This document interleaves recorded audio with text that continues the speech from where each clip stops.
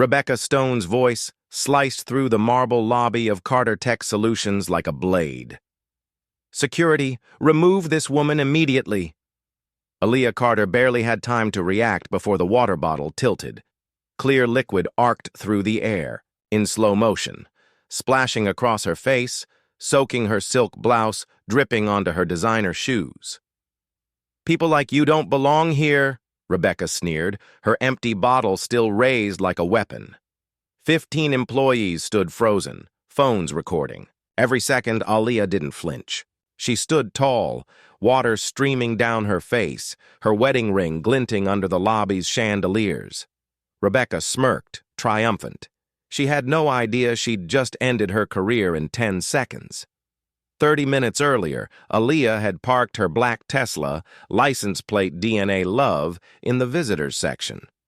Inside her Hermes bag was a handmade lunch, her husband's favorite Korean bulgogi, prepared at 5 a.m. Today was their 5th anniversary. She wanted to surprise him. The receptionist, Sarah, barely glanced up. "Do you have an appointment?" "Before?" Aaliyah could answer. Rebecca Stone appeared, arms crossed. "The CEO doesn't see unscheduled visitors." "It's a special occasion," Aaliyah said calmly. Rebecca scoffed. "Let me guess. Another gold digger trying to get close to a wealthy executive?" Aaliyah's grip tightened on her bag. "I'm his wife," Rebecca laughed. "His wife? Do you all see any resemblance here?" Employees gathered. Phones lifted.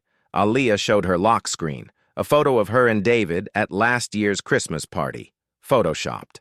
"Nonsense!" Rebecca snapped. Jerome, the security guard, hesitated. He recognized Aaliyah from company events, but Rebecca was his boss's boss. "Escort her out," Rebecca ordered. Aaliyah's phone buzzed, a text from David.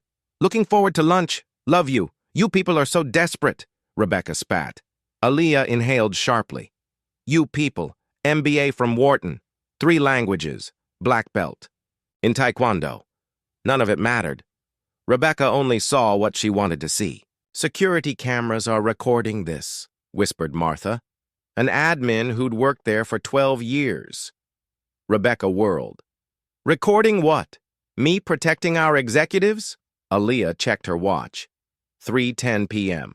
David's meeting would end in 5 minutes. She pulled out her Tesla key fob, engraved DNA forever, and said, "I can call him right now."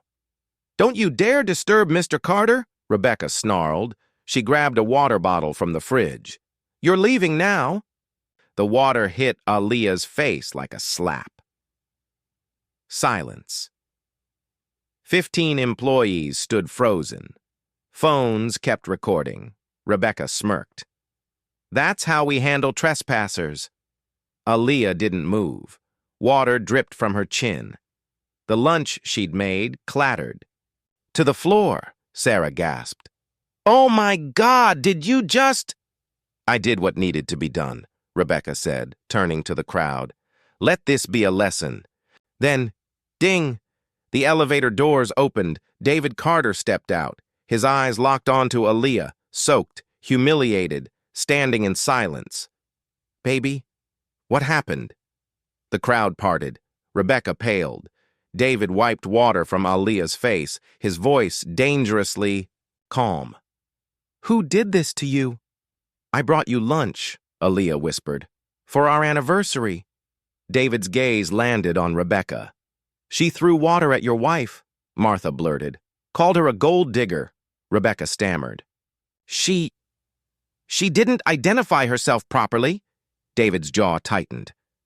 "Her name is in the visitor log. Her photo is on my desk. You processed her health insurance."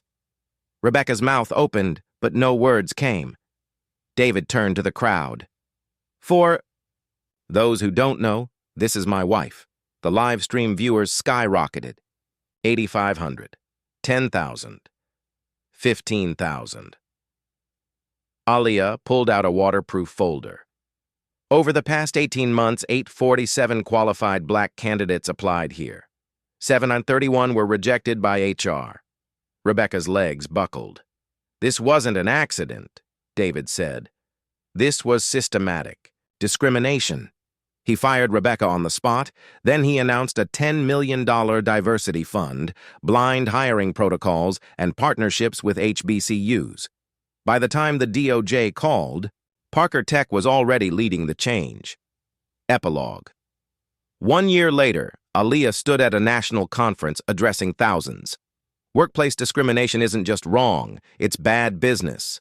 Behind her, the screen displayed Parker Tech's transformation, 47% diverse workforce, $94 million revenue increase, 97% employee satisfaction. Rebecca? She worked at a nonprofit now, for a fraction of her old salary. David wrapped an arm around Aaliyah. 20 minutes in that lobby changed everything. She smiled.